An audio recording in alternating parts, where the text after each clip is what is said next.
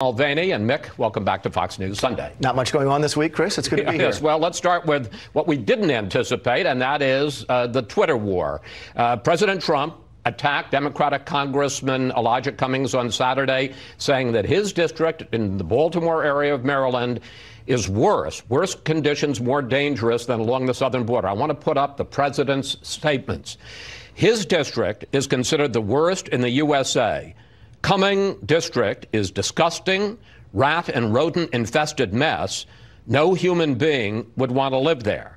In fact, median household income in Cummings district is in the upper half nationally, and Columbia, Maryland, which is part of Cummings district, has been called the safest city in America. So what is the president talking about? And I think Maryland is, on a per capita basis or per household basis, the richest state in America. Yet you still see pictures on the internet of complete poverty in Baltimore, Maryland. What this is about, though, is the president fighting back against what he saw as being illegitimate attacks about the border in the hearing this week. If you go online, you can see the questioning that Elijah Cummings did of Kevin McAleenan regarding the conditions at the border. Mr. Cummings saying that children were sleeping or sitting in their own feces. That's not right. It's not accurate. Borne by the fact, by the way, that Mr. Cummings has not been to the border in recent memory, certainly not during this administration. And when the president hears lies like that, he is going to fight back. And that's what you saw in those tweets. This goes back to what happened with the four members of the squad. Nobody objects to the president defending his border policies, but this seems, Mick, to be the worst kind of racial stereotype. Let me finish. Yeah. Racial stereotyping. Black congressman, majority black district.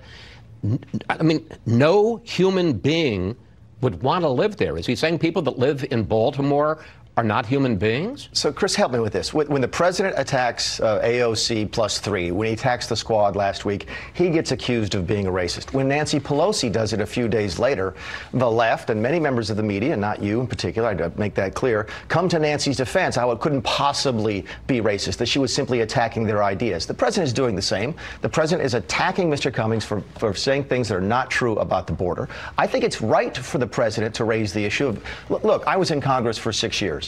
If I had poverty in my district like they have in Baltimore, if I had crime in my district like they have in Chicago, if I had homelessness in my district like they have in San Francisco, and I spent all of my time in Washington, D.C. chasing down this Mueller investigation, this bizarre impeachment crusade, I'd get fired. And I think that the president is right to raise that. It has absolutely zero to do with race. You say it has zero to do with race. There is a clear pattern here, Mick. The fact is that before his inauguration, the president tweeted about John Lewis, a black congressman, that he should, and this is before his inauguration, he should spend time in his crime-infested district. Then, 2 weeks ago, he goes after these four members of the squad, all women of color, and says they should go back to the crime-infested countries from which they come. Then he talks about Elijah Cummings, and he says his district is rat and rodent infested.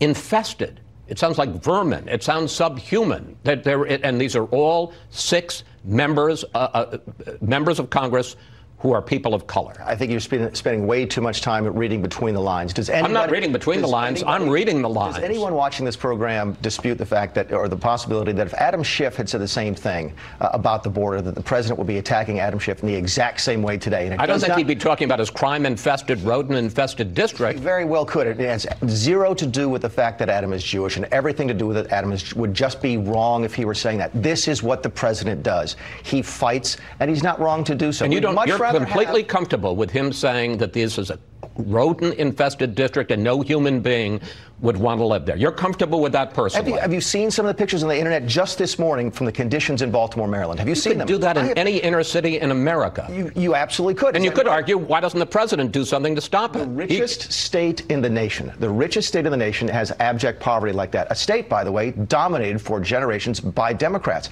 I think it's fair to have that conversation. Okay. After Robert Mueller's testimony this week, President Trump declared victory. Here he is. This was a very big day